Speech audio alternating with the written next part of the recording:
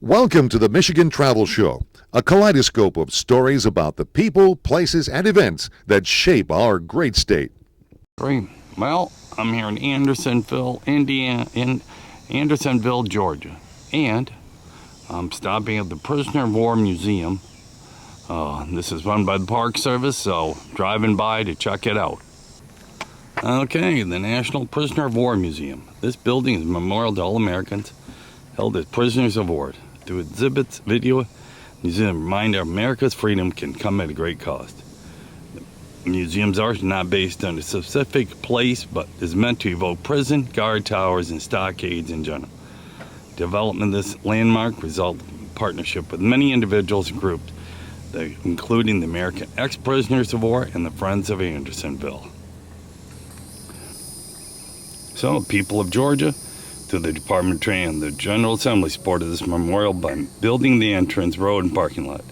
The American ex-prisoners of war, originally founded in 1940, adopted this museum as a story of historic objects connected with their story. In 1994, the United States Mint produced a commemorative coin that funded a substantial portion of the museum's cost. The eagle of flight with a broken shackle and chain is a universal POW symbol. Oh, so those resemble stockades. And of course, the sign right here has barbed wire fence on it. This is run by the Park Service. It's pretty cool. I did not even know it existed. I'll have to find out inside when it was built. It's pretty cool. So we're in the lobby of the building here, the National Prisoner of War Museum. I just found out that this was a park at first in 1970, but this is where the Confederates held American or Union soldiers during the Civil War. There was upwards of 30,000 prisoners of war here, and they also have a cemetery out there. Here is the mural all the way around the top here. Cool. Here's their gift shop. The movie's gonna start in a few minutes. So anyway, it's pretty cool. Prisoner, you are at the power of the end.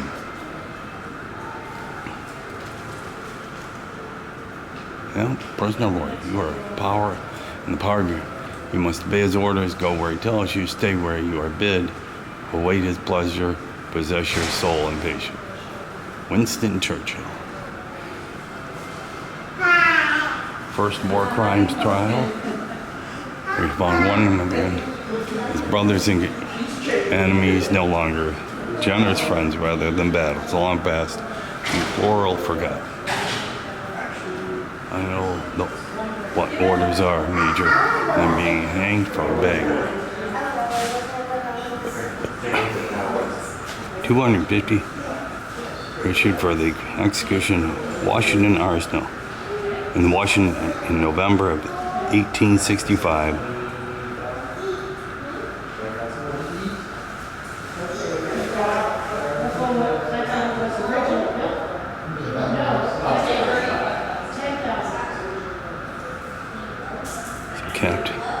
Captain Henry Wiz was hanged out in front of the Capitol.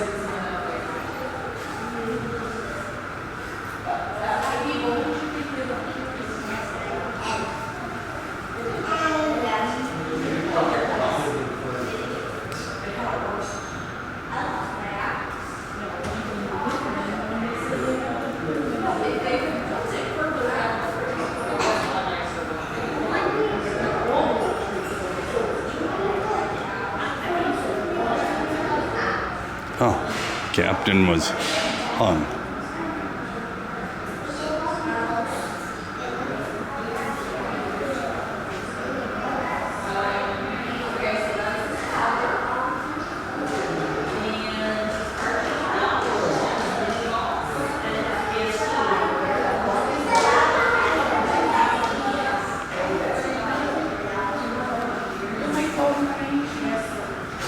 Prisoner exchange and parole.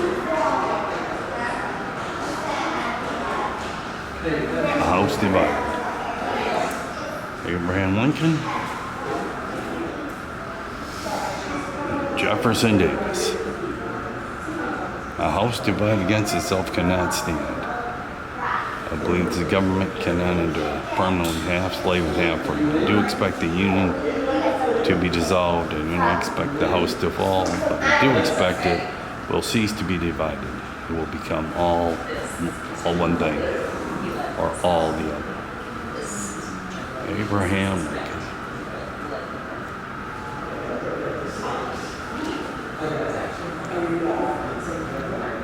Well, so we're just gonna go through this little museum here.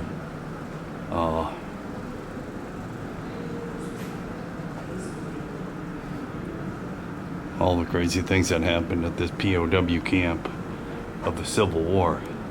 As they said, 45,000 Union soldiers came through this prisoner of war camp, and 13,000 died. Lots of stuff here on it. I just watched a movie, The Geneva Convention.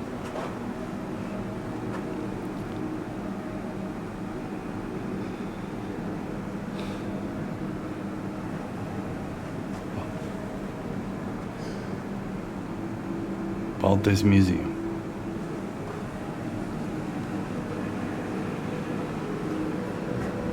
All kinds of crazy things.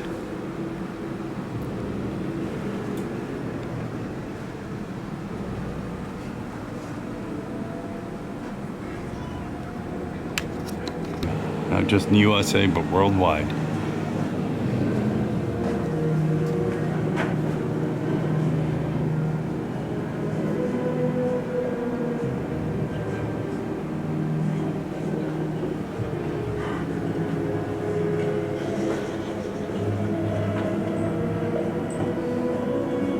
Baton.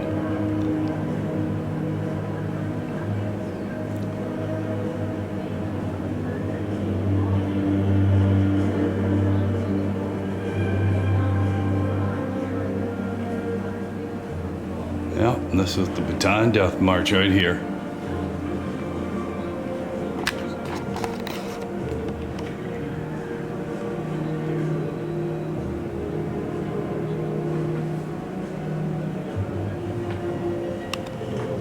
Jungles of Vietnam, Philippines.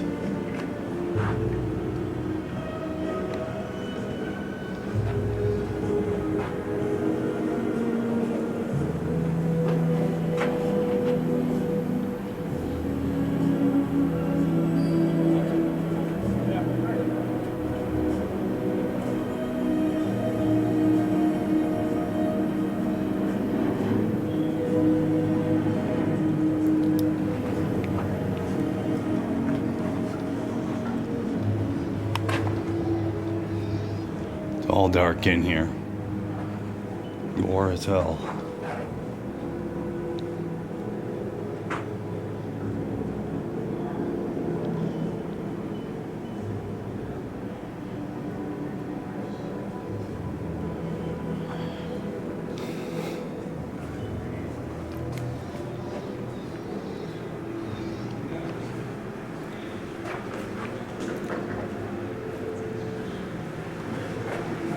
Just behind the plant. All the letters that prisoners of war wrote.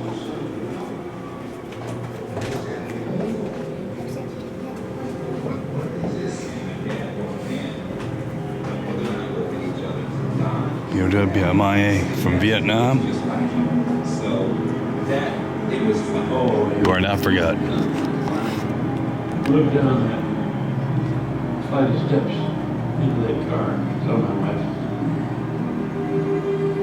I put them on his deck.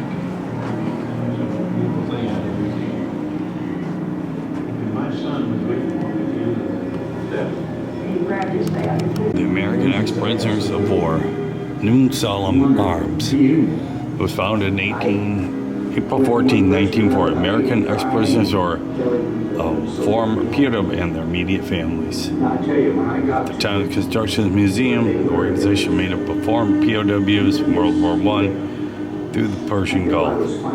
Although other POW organizations focus on specific wars camps, this group is an umbrella organization for all former, but most important role this group plays its comradeship that is shared among the motto is to exist. We exist to help those who cannot help themselves.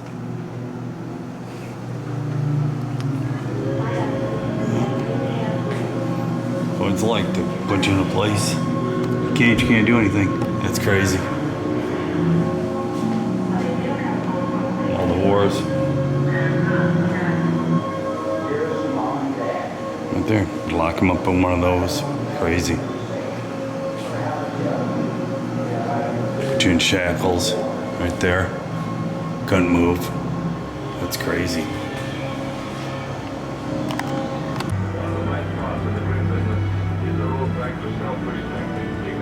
I'm over here on the POWs being freed after World War II. Yeah. Yeah. Out of Japan, Germany.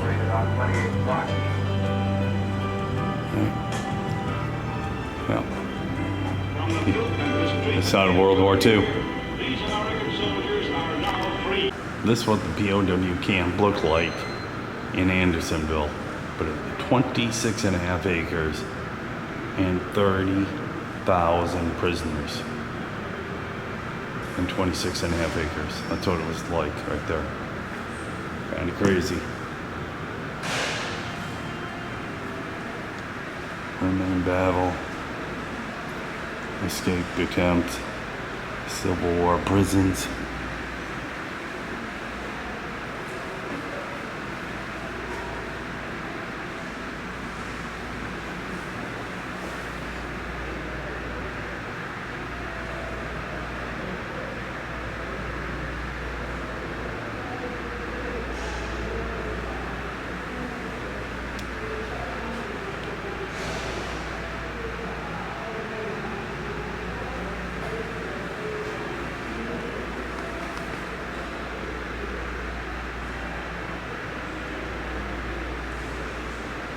Face of war.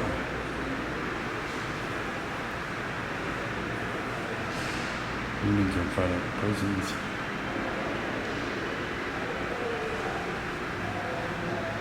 POWs in the USA.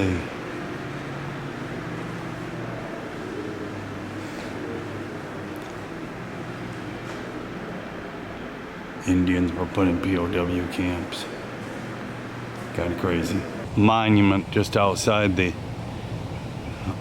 doors here of the prisoners of war who were here in Andersonville.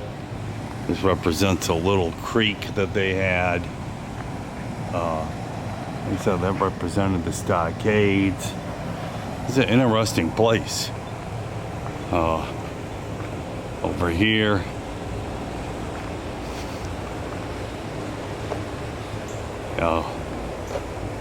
A plaque here to Baton.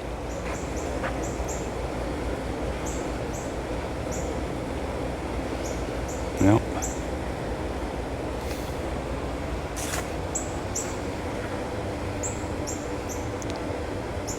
Oh, the U.S. Personnel that died who were in Hiroshima. Had 1, 2, 3, 4, 5, 6, 7, 8, 9, 10 prisoners. 2, 3, 4, 5, 6. 9 prisoners of war who died in Hiroshima.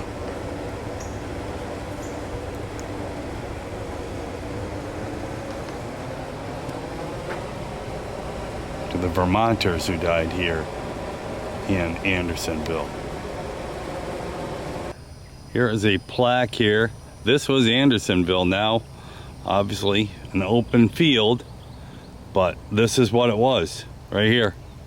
All that property out there, there's 26.5 acres. Those posts up there are the wells that the prisoners dug.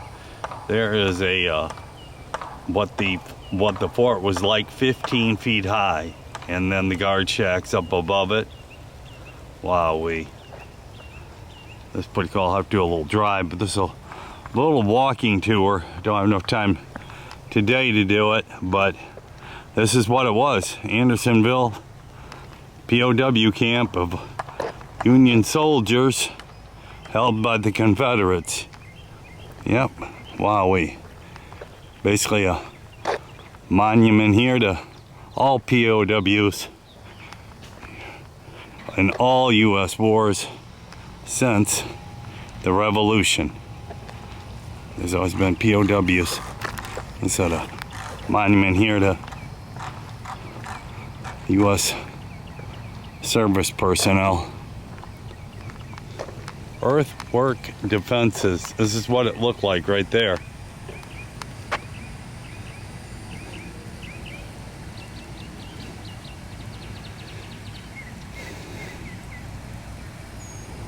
It was the earth defenses around it.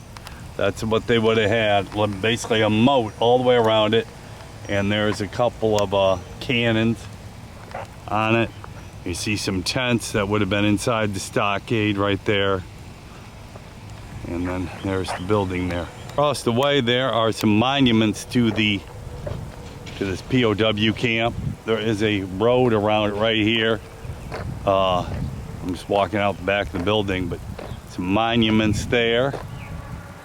I saw that property, and then that's what it looked like, just small little tents inside of a stockade. That stockade was around 26 acres, and that's how high those logs were to keep the prisoners in. Okay, here it is, the Andersonville National Cemetery. 19,000 Union soldiers were buried here right after the Civil War. Now this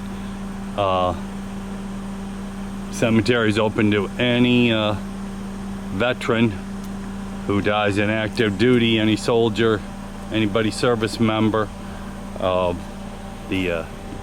serving for the United States, or a veteran. Right here, Andersonville National Cemetery information. Yep. Yep. There's the cemetery. Thousands of white headstones. Pretty cool. A few monuments out there. Boy, they made it nice. Road going through it. I'll take a quick drive. And I love this monument right here. Turn you to the stronghold, ye prisoners of hope. Zechariah 9:12. Turn you to the stronghold, ye prisoners of hope. Zechariah 9:12. Pretty cool. I'm taking a little drive through this. Place turned into quite a place to come and visit. I'm impressed. Look at all the grave sites out there. Yep. Monument to all the New Yorkers who died in the Civil War. Here's where they do the final ceremony for anybody buried here, right there.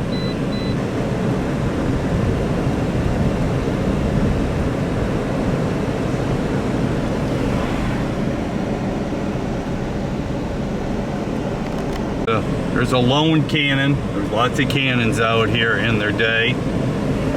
This is the corner of the stockade. One of the corners. There's 4 corners. I see another one. It was 26.5 acres. Here's a huge monument to the Wisconsin men who are here. Let us have peace. The deadlines, that's how close you could get to the edge of the stockade, or they would shoot you. Here they have monuments here to different states. There's Rhode Island. It went to Massachusetts. I can't see the one out there. The big obelisk there is Ohio. Wow, wait. There's the corner of the stockade there, what it was like. Here was the brook that came here, a small stream that they got their water from right down there. It was crazy. It was very little water. It was hell here in the 1864. God. Yep. U.S. prisoners of war over in Japan and many other places. War is hell all the way around. But here is a a plaque here telling about it, and this is where Henry Wirtz could observe everything within he could see. 30,000.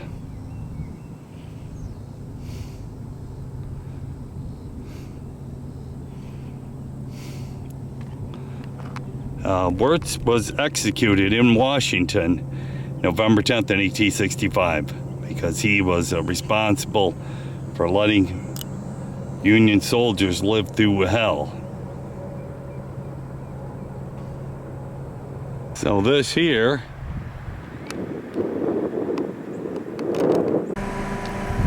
this is how they explained it, and this is called the sinks. This is where there was a little brook here, and it's supposed to wash away all the, you know, all the stuff that comes out of us. And anyway, for sewage, but it never did. It was just a slow moving stream, and by summer it dried up. As you can tell, there's no water here. It was hell. There was very little water in this camp.